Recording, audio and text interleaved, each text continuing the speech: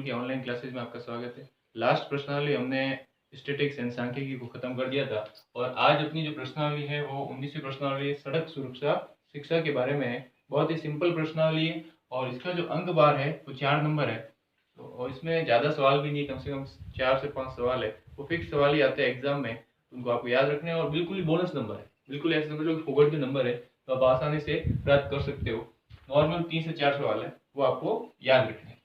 सबसे जो इसमें टॉपिक है वो 4 टॉपिक है। एक तो है समांतर श्रेणी का टॉपिक, दूसरा है आंकड़ों का संकलन, तीसरा जो टॉपिक होगा उसमें सवाल बड़ा है इसलिए मैंने उसको बाद में करवाऊंगा, वो है त्रिकोणमितीय अनुपात, और जो चौथा टॉपिक है वो है दो चर राशियों पर आधारित समस्या। तो सबसे जो पहला टॉपिक है वो समांतर श्रेणी, जिसका अगर सवाल आता है तो वो 2 अंक का आता है। समांतर श्रेणी का अगर सवाल एग्जाम में आएगा तो वो 2 अंक का सवाल आएगा और बहुत ही सिंपल सा सवाल आता है। सवाल आपके इस प्रकार से दिया हुआ है कि ए और बी के बीच की दूरी 150 किलोमीटर है और ए से बी तक एक कार है जिसकी स्पीड है या इसकी चाल है 60 किलोमीटर प्रति घंटा और इसको पार करने में समय लगता है 2 घंटे 30 मिनट। ठीक है, ए से बी तक कोई भी दूरी है, मान लो एक एग्जाम्पल समझ लिया कि हमें यहाँ भिनमाल से जालोर तक जाना है, तो ये ए पॉइंट भिनमाल हो गया, जालोर बी पॉइंट हो गया। तो सेम इसी प्रकार से ए से बी तक कोई दूरी है जिसकी दूरी 150 किलोमीटर दी हुई और चाल जो जिस वाहन में आप जा रहे हो, कार में जा रहे हो, बस में जा रहे हो, उसकी जो स्पीड है वो 60 किलोमीटर प्रति घंटा है। तो अगर इसका आप समय निकालोगे दूरी बटा चाल तो 2 घंटे 30 मिनट आ जाएगा और सवाल में भी आपके दिया हुआ है।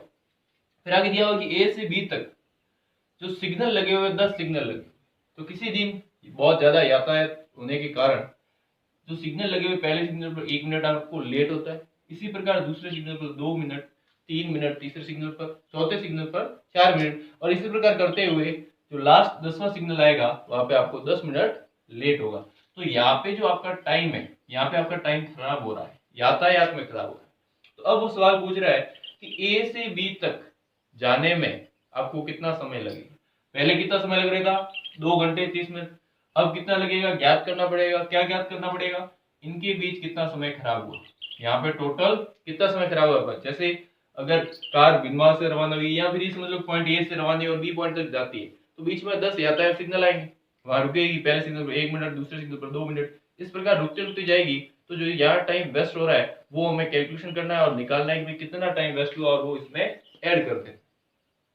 तो ये समांतर श्रेणी टॉपिक क्यों दिया हुआ है, समांतर श्रेणी इसलिए दिया हुआ है क्योंकि हमें इसमें एक तरह से देखो तो आपको अगर आपने समांतर श्रेणी का टॉपिक पढ़ा है तो हमें यहाँ पदों का योगफल ज्ञात करना है। ए से बी तक जो पद दिए हुए, जैसे यहाँ 1 मिनट, यहाँ 2 मिनट, 3 मिनट, 4 मिनट, 5, 6, 7, 8, 9, 10, तो यहाँ पे जो पद दिए हुए इन पदों का योगफल ज्ञात करना है, अर्थात समय का योगफल ज्ञात करना है।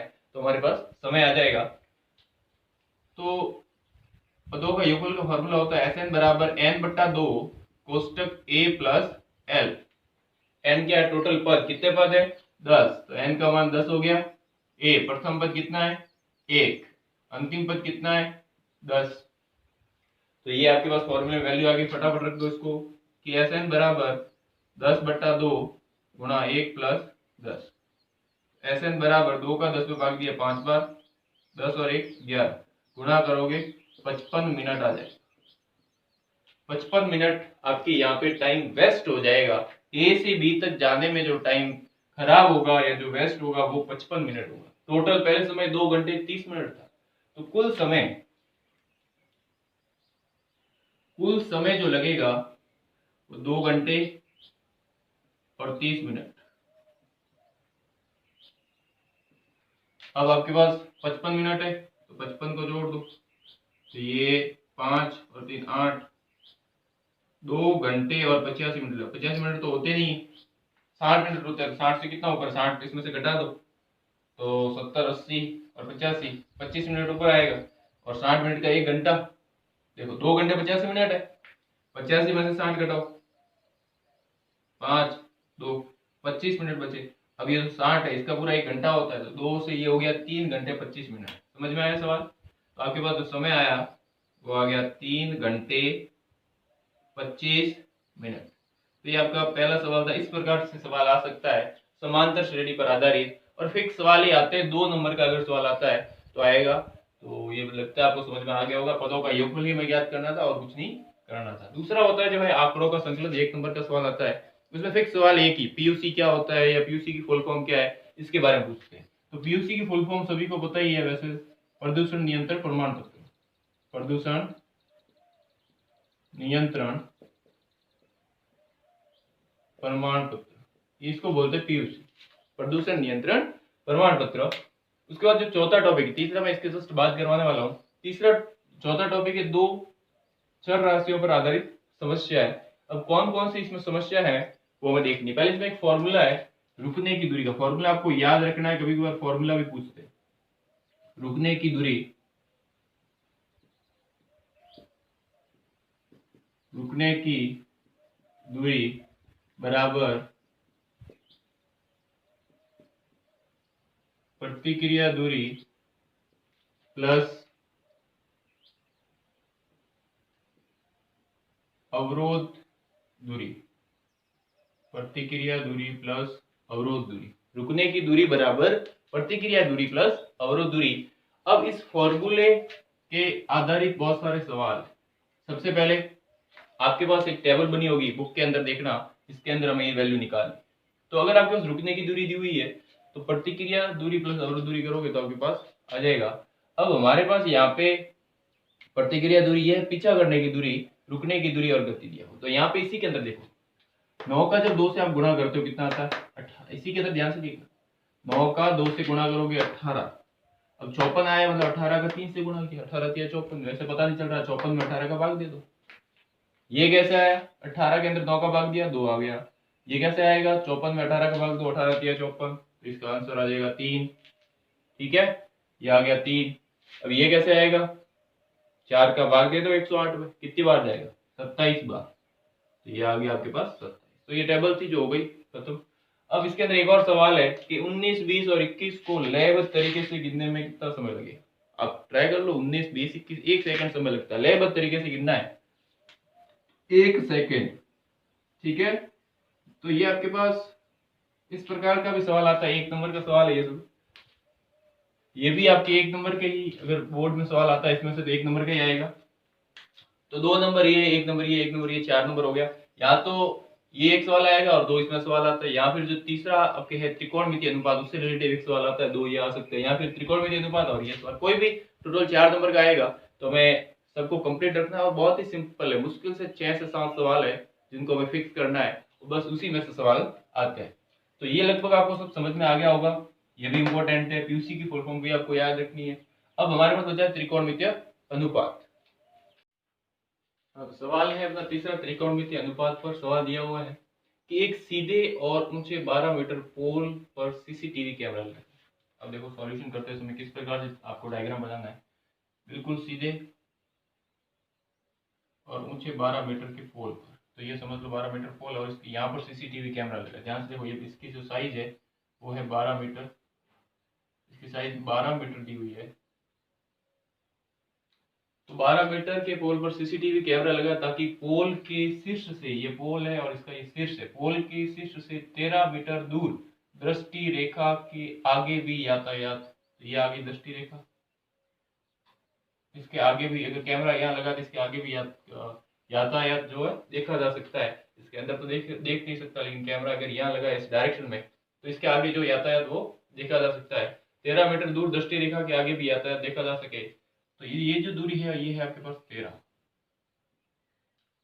अब इसको और इसको मिला देते पोल के। अब पूछा क्या, सवाल क्या पूछा है, देखिए सवाल इसके अंदर जो पूछा है कि पोल के पास से वह दूरी, पोल का पास का मतलब पोल की फिट पैर, तो ये वाली है, पास से वह दूरी जिसके आगे यातायात दिखाई देता है, जिसके आगे यातायात दिखाई देता है, तो ये वाली दूरी हमें क्या, जिसके आगे यातायात दिखाई देता है, तो ये दूरी ज्ञात करनी है आपको। तो बिल्कुल ही सिंपल, एक तरह से ध्यान से देखो तो ये समकोण त्रिभुज और कुछ नहीं। समकोण त्रिभुज में पाइथागोरस प्रमेय लगाना है और पाइथागोरस प्रमेय से आधार निकालना है, हो जाएगा। फिर पूछा पोल के चारों ओर, पहले ये पहला सवाल कर देते हैं। समकोण त्रिभुज को मैं त्रिभुज का नाम दे देता हूँ ए बी और सी। तो समकोण त्रिभुज ए बी सी में पाइथागोरस प्रमेय से, पाइथागोरस, इसको बोधायन प्रमेय भी बोलते हैं, पाइथागोरस प्रमेय से कर्ण का स्क्वायर। अब देखो आधार के ज्ञात करना, मैं डायरेक्ट फॉर्मूला आधार के लिख रहा हूँ कि आधार का स्क्वायर बराबर कर्ण का स्क्वायर माइनस लंब का स्क्वायर। कर्ण का स्क्वायर माइनस लंब का स्क्वायर। आधार कितना दिया हुआ है, नहीं दिया हुआ, ज्ञात करना है तो लिख लेंगे BC का स्क्वायर बराबर कर्ण कितना दिया हुआ है 13, 13 का स्क्वायर माइनस 12 का स्क्वायर। तो BC का स्क्वायर बराबर 13 का स्क्वायर 169 माइनस 144। ठीक है, अब ये इसमें से घटा दो, 9 में 4 गए तो 5, 6 में 4 गए तो 2, 25 आ गए। तो जो BC आएगी BC बराबर √25 बराबर 5। ये आ गया आपके पास इसका आंसर कि जो ये दूरी आएगी वो आएगी 5 मीटर। ठीक है, ये सब 13 मीटर दी हुई है तो ये आपके पास आ जाएगी 5 मीटर। क्लियर है कैसे निकाली?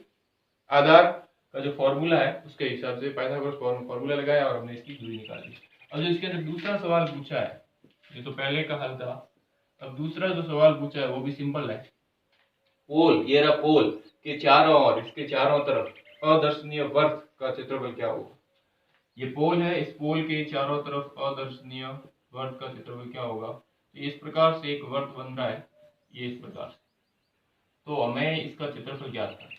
वर्त का क्षेत्रफल क्या होता है, फॉर्मूला लगाएंगे कि वर्त का क्षेत्रफल बराबर पाई आर स्क्वायर।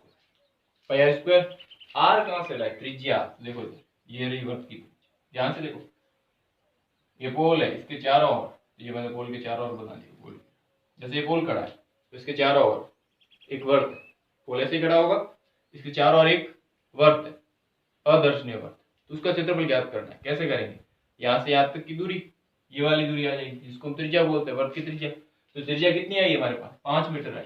तो वर्त का क्षेत्रफल बराबर 22/7 इंटू 5 का स्क्वायर बराबर 22/7 इंटू 5 का स्क्वायर हो जाएगा 25। 5 का स्क्वायर आपके पास 25 हो गया। 22 और 25 का गुणा कर और 7 का अंदर भाग दे दो तो आपके पास वर्ग का क्षेत्रफल आ जाएगा। फटाफट इसका गुणा कर देते हैं हम, तो ये आपके पास हो गया 550/7 8.57 मीटर स्क्वायर। ये आपके पास आंसर आ जाएगा टोटल कैलकुलेशन करने पर। इधर देखिए मैं वापस बता देता हूँ आपको। सबसे पहले पहला सवाल था कि पोल के पास वह दूरी जिसके आगे यातायात दिखाई दे, तो हमें ये दूरी ज्ञात करनी थी। तो हमने ज्ञात कर ली कि ये पोल खड़ा है, इसके आगे से यातायात दिखेगा क्योंकि कैमरा यहाँ पे लगा हुआ है, तो ये दूरी ज्ञात हो गई, 5 मीटर आया। कर्ण का स्क्वायर का फॉर्मूला है जो नॉर्मल है, बिल्कुल यहाँ पढ़ते आ रहा हूँ छोटी सी क्लास से। अब हमें अदर्शनीय जो दिख रहा नहीं है, पोल खड़ा है जिसके चारों ओर एक अदर्शनीय वर्त है, इसका क्षेत्रफल ज्ञात करना है। तो ये हो गया वर्त जिसका हमें क्षेत्रफल ज्ञात करना है। तो पाई आर स्क्वायर, पाई का मान 22/7 इंटू आर का मान 5 जो ये दिया हुआ है, ये वाला कितना दिया हुआ है 5, ये देखो अभी ज्ञात किया तो 5 हो जाएगा। तो 5 का स्क्वायर 25, 22 का गुणा किया और तो 550 आ गया, 7 का भाग दिया तो 78.57 मीटर स्क्वायर आंसर आ गया। और इसी के साथ ये जो आपकी एक्सरसाइज है वो खत्म होती है। तो 19वीं प्रश्नावली बहुत ही सिंपल है, छोटी है, आप इसको याद नॉर्मली एक दिन का भी काम नहीं है, बिल्कुल 2 घंटे अगर इसे आप लगाते हो तो ये प्रश्नावली आपकी कवर हो जाएगी और 4 नंबर आपका बिल्कुल ही बोनस है। ठीक है, तो थैंक यू और बेस्ट ऑफ लक आपको एग्जाम के लिए। आप अच्छे से तैयारी कीजिए, अच्छे से नंबर लाइए एंड थैंक यू।